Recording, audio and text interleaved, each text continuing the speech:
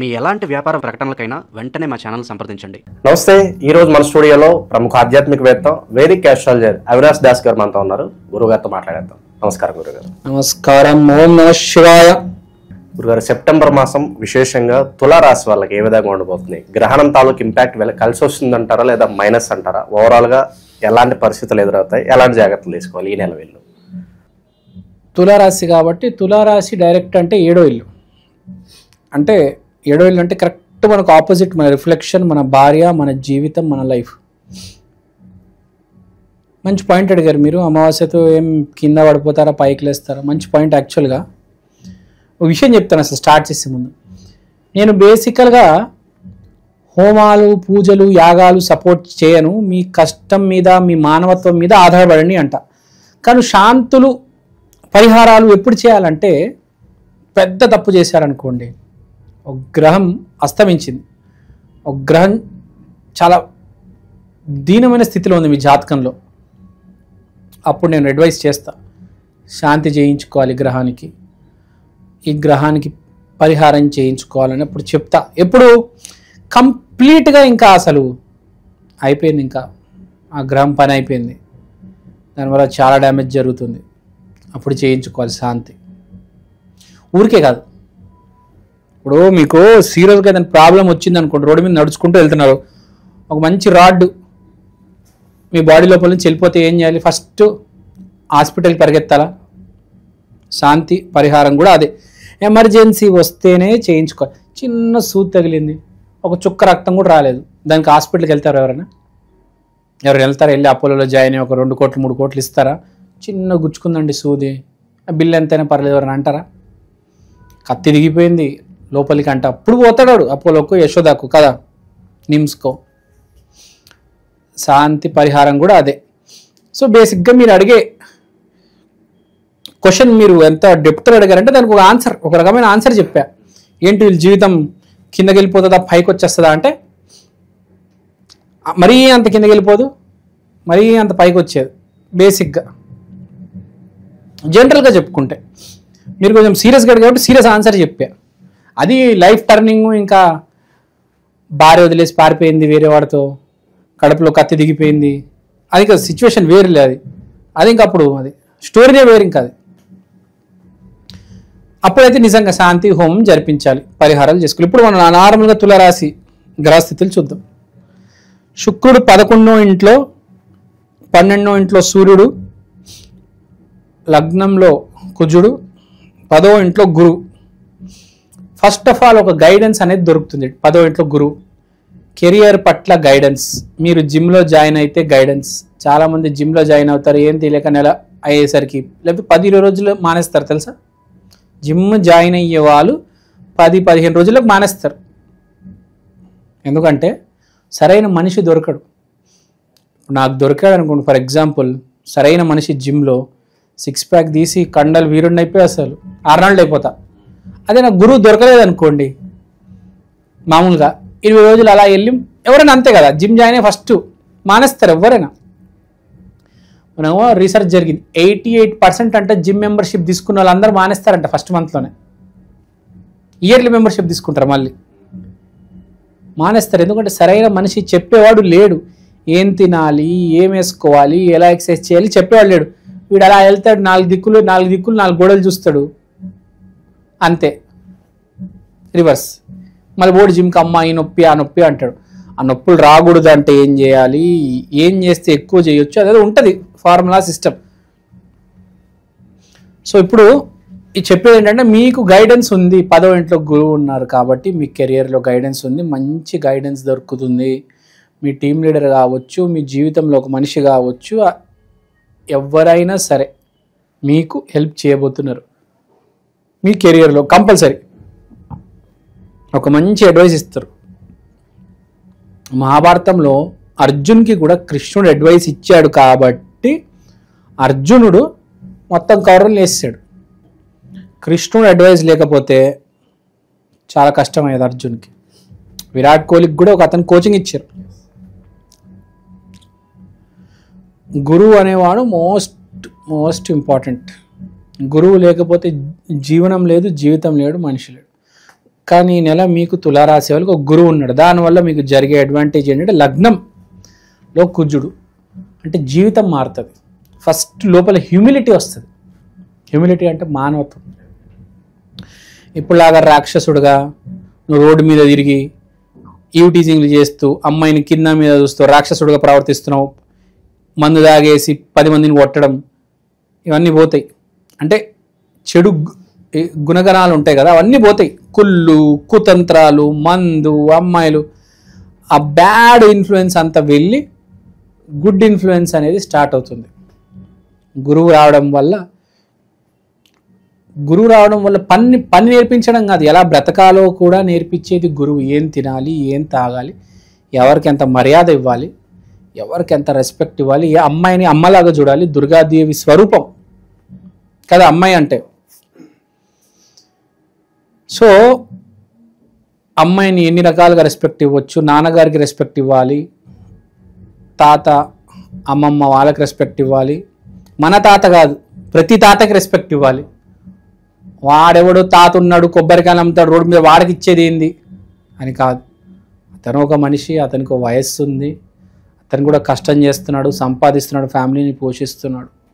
ఆ రెస్పెక్ట్, ఆ గౌరవం, ఎవరైతే అందరికీ రెస్పెక్ట్ ఇవ్వగలుగుతారో ఆ మనిషిగా నువ్వు తయారవుతావు. ఇప్పుడు దాకా రాక్షసుడిగా ఉన్నాడు నువ్వు, ఒకవేళ ఉన్నావైతే నీకు మనిషి వచ్చి నేను దారిలో పెడతాడు. మెల్లిమెల్లిగా అర్థం చేసుకుంటావు. ఒకటేసారి మారాడు మనిషి, రాక్షసుడు అయితే మారాడు. మెల్లిమెల్లిగా స్లోగా మారడం అనేది జరుగుతుంది. గురువు అనేది జీవితంలో రాబోతాడు, నీ జీవితం మొత్తం మారుస్తాడు. గురువు అంటే సర్వ జగద్గురు కృష్ణుడు. కృష్ణుడు ఆరాధన చేయి, కుదిరితే ఇస్కాన్ టెంపుల్కి వెళ్ళు. ఇస్కాన్ టెంపుల్కి వెళ్తే చాలా మంది మన జీవితంలో మన జాతకంలో గురుగ్రహం బాగుంటే చాలు. గురువు అంటే కృష్ణుడు, కృష్ణుడు అంటే ఇస్కాన్ టెంపుల్. ఇస్కాన్ టెంపుల్ వెళ్తే ఆటోమేటిక్ గురుగ్రహం బాగుంటుంది. గురువు బాగుంటే జీవితం సెటిల్, హ్యాపీగా లైఫ్ లీడ్ చేసుకోవచ్చు, ఏ గొడవ ఉండదు. గురువు నీకు డబ్బులు ఉన్నాయా డబ్బులు లేవా అని చూడడు. ఎంతో కొంత డబ్బులు ఇస్తాడు, దాంతో హ్యాపీగా అలా తీసుకెళ్ళిపోతాడు. నీకు నెలకు 1,00,000 ఇచ్చినా, 10,000 ఇచ్చినా, 1,00,00,000 రూపాయలు ఇచ్చినా నేను హ్యాపీగా ఉంచుతాడు. ఇన్ని డబ్బులు అని కూడా నీకు ఎంత నీ స్థాయికి ఎంత అవసరమో అంతే ఇస్తాడు, నీ అర్హతకి ఎంత ఉందో అంతే. మెయిన్ కష్టాలు రాకుండా చూసేది గురువు. డబ్బులు బాగా ఇచ్చేది రాహు, శుక్రుడు, కానీ వాటితో పాటు కష్టాలు వస్తాయి. మీకు అర్థమైందా డిఫరెన్స్? అందుకని అన్ని గ్రహాలు బాగుండాలి, మెయిన్ గురు గ్రహం బాగుంటే చాలు. శుభకార్యాల పరిస్థితి గురుగారు ఈ రాశి? శుభకార్యాలు చాలా బాగుంటాయి. శుభకార్యం ఏదైనా శుభం అంటే మంచి అంటే గురువు మంచి పరిస్థితిలో ఉన్నాడు కాబట్టి అన్ని మంచి శుభకార్యాలు జరుగుతాయి. ఎస్పెషల్గా ఆఫీస్లో జరిగే శుభకార్యాల్లో పాల్గొంటారు. ఇప్పుడు సాఫ్ట్వేర్ కంపెనీలో వినాయకుడు పెడతాడు, అలా వాళ్ళు ఉంటాయి వాళ్ళ సెలబ్రేషన్స్.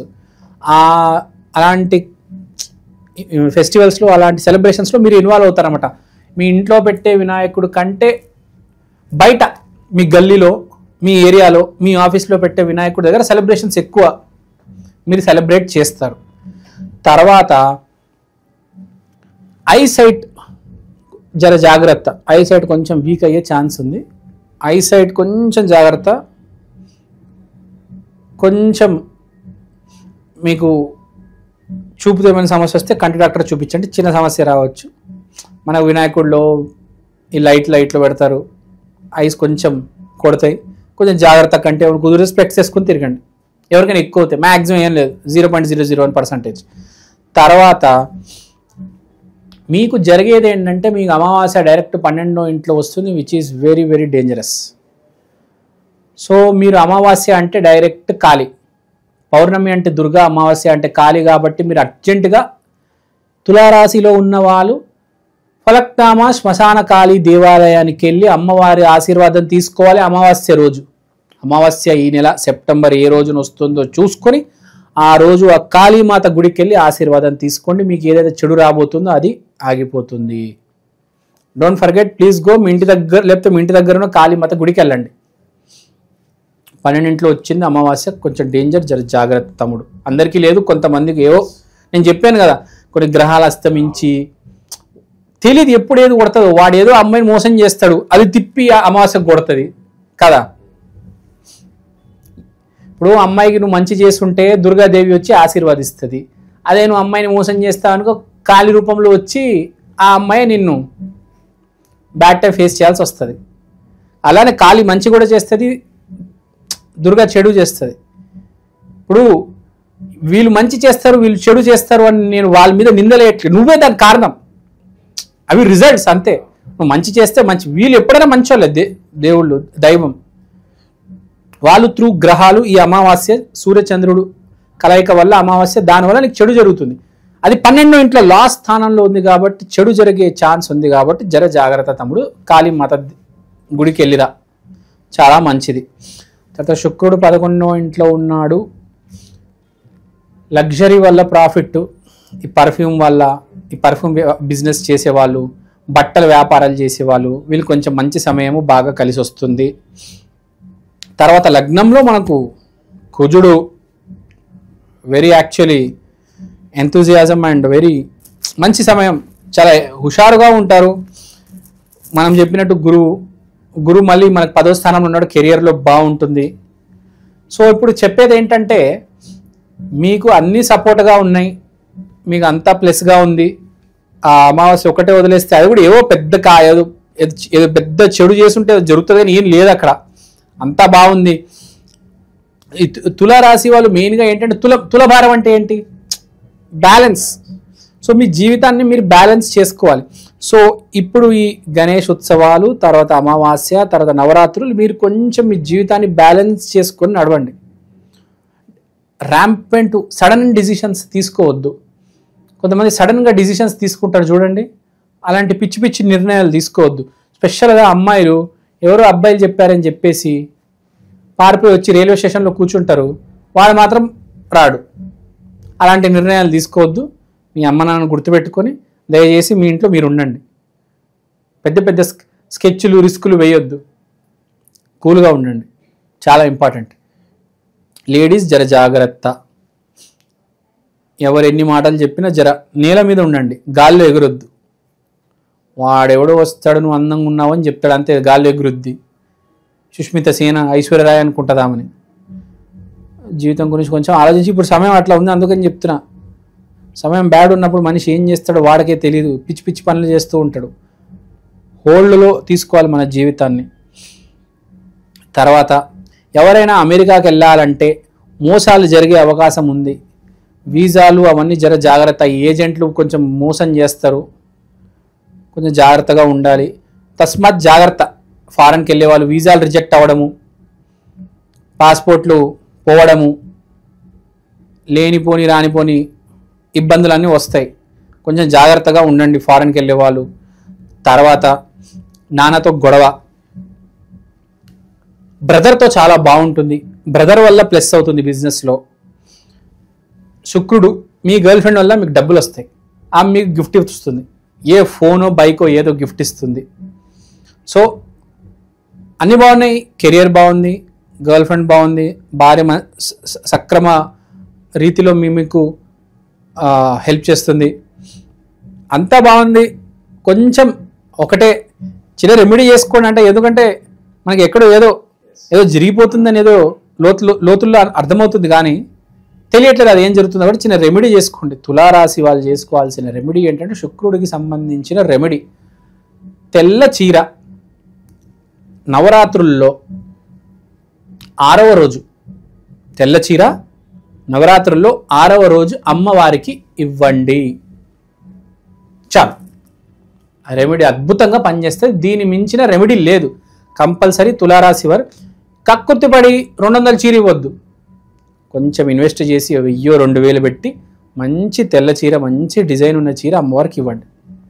మీకు కకృతి చూపించొద్దు. మళ్ళీ మీ గర్ల్ ఫ్రెండ్కో మీ భార్యకో మంచి చీర కొనిస్తారు కదా, ఆ బడ్జెట్ పెట్టి అమ్మ అనుకొని అమ్మవారికి మంచి చీర, మంచి డిజైన్ ఉన్నది, మంచి షాప్లో బ్రాండ్లు ఉంటాయి కదేవో, నాకు బ్రాండ్ల పేరు సరిగ్గా తెలీదు, మంచి బ్రాండెడ్ షాప్లో తీసుకొని అమ్మవారికి ఇవ్వండి. మీరు ఎంత క్వాలిటీ, ఎంత మంచి, ఎంత ప్రేమతో మీరు ఇవ్వగలుగుతారో మీకు రిటర్న్ కూడా అంత 100 రెట్లలో వస్తుంది. అది చిరిగిపోయిన చీర, మాసిపోయిన చీర, ఏవో పిచ్చి పిచ్చి మచ్చలు ఉన్న చీర, తెల్ల చీర అంటే ఇంట్లో ఉంటాయి, మచ్చలు పడిపోయి ఉంటాయి, ఎప్పుడో వాడని చీరలు, అవి ఇవ్వద్దు. షాప్లోకి వెళ్ళి కొత్త చీర కొనుక్కొని అమ్మవారికి ఇవ్వండి 6వ రోజు, గుర్తుపెట్టుకోండి, బాగా కలిసి వస్తుంది. కొన్నిసార్లు మనం రెమెడీలు చేయాలి. నేను చెప్పాను కదా, సీరియస్ ప్రాబ్లమ్స్ ఉన్నప్పుడు, లేకపోతే అస్సలు ఏది కలిసి రావట్లేదు, ఒక షాప్ పెట్టానండి 3 నెలలు ఒక్క గిరాకీ రాలేదు, మూసేశాను. మళ్ళీ రెండో చోట ఇంకో షాప్ పెట్టానండి, కిరాణా షాపు, అది కూడా నడవట్లేదండి. ఏం చేయాలంటే అలాంటప్పుడు చిన్న చిన్న రెమెడీస్ కొన్ని చేసుకోవాలి. కొంచెం హెల్ప్ అవుతుంది జీవితంలో. కొంచెంగా మెల్లిమెల్లిగా నెట్టుకుంటూ వస్తారనమాట. కొంచెం టైం బాగాలేనప్పుడు, అసలు ఏది కలిసి రావట్లేదు, లేకపోతే సడన్గా ఒక పెద్ద కష్టం అనేది తల మీద వచ్చినప్పుడు ఈ రెమెడీలు శాంతులు కొన్ని చేయాలి. లేకపోతే డైరెక్ట్ శుక్రగ్రహానికి శాంతి చేసేయండి మీకు గనక ఏది కలిసి రాకపోతే, స్పెషల్గా తులారాశి వారు. అది మిగతా అంతా బాగానే ఉంది. దేవుడి all is well, no need to worry. చాలా బాగా వివరించారు. ధన్యవాదాలు గురుగారు. ధన్యవాదాలు.